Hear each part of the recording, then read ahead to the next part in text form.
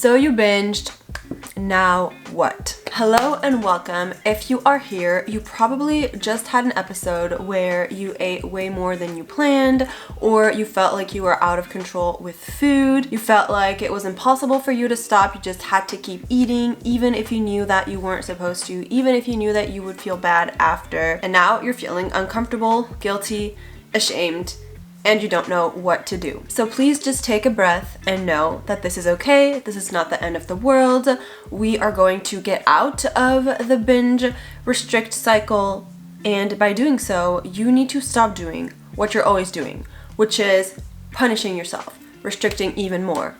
Instead, here's what you should do. So step number 1, don't try to fix it. The biggest mistake people make after a binge is they want to fix it. They're like, oh no, I overate way too much. I had way too many calories, way too much food. I'm just going to erase all of it by skipping my next meal, having very restrictive days, cutting out a bunch of foods that are higher in carbs and in fats and in calories in general. But now the problem is that this is the very reaction that is going to keep you in that binge restrict cycle. You don't need to be punishing your body. You need to be reassuring your body, regulating your body. So what you need to be doing instead, you need to be drinking plenty of water. You can be moving your body in a way that feels comfortable to you, in a way that feels good to you. And you can also eat your next meal normally, eat a balanced meal like you would have if you hadn't just binged. Number 2, you need to drop the shame. I feel like shame is really the feeling that keeps you in this cycle, because it's very easy to think like, what is wrong with me? What have I done? Why am I like this? Why can't I control myself? I have no discipline. And to just be in the story that is going to maintain you in this cycle. The thing with shame is that it does not lead to change. It just leads to feeling even worse and to disconnecting even more. What you can do is kind of reframe that shame into just being curious, just asking questions from an outside perspective. You could ask yourself, what led to this? Maybe I didn't eat enough previously and that's why I was super hungry and just binge. Or maybe I was stressed. Maybe this happened, maybe that happened. Try to find reasons to explain it. Try to see what caused it in your environment, but no shame, just facts. Step 3, you really need to understand your binge restrict cycle. This comes after the second step where you're trying to find reasons, and there can be 2 things. Either you suffer from physical restriction, so you figured out that you weren't allowing yourself to eat enough foods that were like off limits to you, that make you feel good, foods that are deemed like high calorie, high fat, high sugar, or maybe you just didn't eat enough calories overall and you're like consistently restricting your meals. So that's in the physical restriction category. Or if you feel like you weren't restricting anything, you're just allowing yourself to eat whatever you want, but you're still binging, then maybe you are in the mental restriction category. And the thing with the mental aspect is that you are labeling foods as off-limit foods, bad foods, foods you're not supposed to have. You're having like good versus bad foods, clean versus like dirty foods. You're telling yourself you need to detox, you have cheat meals, you have all these things in your head, but you don't actually apply it. And that triggers this mental scarcity where even if you are eating pretty normally because you're consistently overriding the mental scarcity, then you're still getting that feeling of deprivation. And it takes more food to help you feel satisfied, because when you are eating, you're not fully enjoying the food. You're telling yourself that you shouldn't be doing it. So what you need to do after that, step 4, is you need to let all foods have a place. One of the most powerful things you can do after a binge is to normalize the foods you binged on.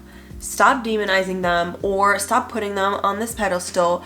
Just make them normal in your head. The thing is that if you only eat these foods during binges, then your brain will start to associate these foods with eating out of control, with binging, with eating too much. But if you allow yourself to have these foods whenever you want without feeling guilt or shame, when you do, then they get to the same level as all the other foods, like broccoli or blueberries or brown rice. If you tell a little kid that he can't have the cookie, he's gonna want the cookie. And if you leave him alone with the box of cookies, he's gonna have 10 cookies. But if you just let him have a cookie along with his meal, he's gonna eat just that cookie, maybe not even the full cookie, and he's not gonna care about it. and it's the same for you. So you need to keep your off-limit foods in your house, and you need to work on incorporating them in your diet. No guilt, no shame, just you enjoying the food. And I have a whole video to help you get rid of your fear foods and reintegrate them into your diet. You can check it out right here or in the description. And step 5, you need to watch out for the all or nothing trap. The thing with binge eating is that it often goes hand in hand with perfectionism, because what happens is you have one version of yourself who is sticking to a diet with like healthy foods and balance and a bunch of veggies and fiber and all of that. The second you go a little bit off track, off the path that you have defined, that your perfectionist mindset has defined, then you get into this feeling like everything is ruined. There's no point in doing anything anymore because I didn't follow my plan.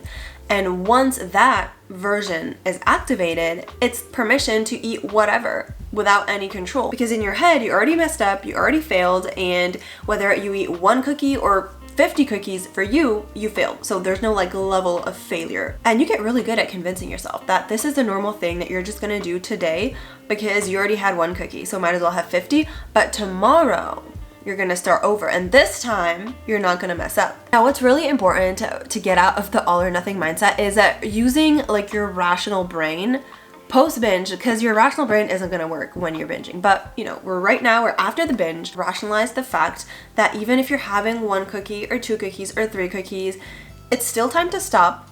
You did not mess up your diet. It's not going to affect anything in the long run. Now, if you start telling yourself, well, now that I had 1 or 2 or 3, I might as well have the whole bag, now that's going to affect your diet. And that's something you really need to understand. And in order to do that, you need to be completely okay with having only 1 or a few cookies. And if you're in your perfectionist mindset, and if you're telling yourself, no, I cannot even have 1, having 1 cookie is already ruining my diet, then it's going to be really hard to get out of this cycle. And also remember that 1 binge doesn't cancel out your entire healthy way of eating. You don't need to wait the next day, next Monday, next month, even next year to start over fresh. You can start over fresh right now. And this goes into step 6, is that you need to really have a compassion for yourself. Speak to yourself as if you were speaking to a friend. You wouldn't probably yell at a friend for binging. You wouldn't say that they're stupid or they have no willpower or no discipline. Keep that same energy for yourself. Negative energy is only going to feed into this negative binge restrict loop. You don't want that. You want to give yourself positive energy, compassion. Stop taking from your body. Instead, give to it. Binge eating shows that your body needs more, that you're not giving it enough. So give more, give more.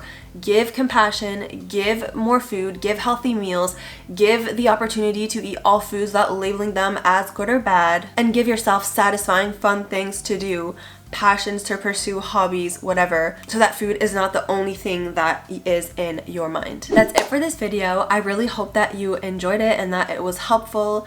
If you did, don't forget to like it and subscribe, and see you on my next one. Bye!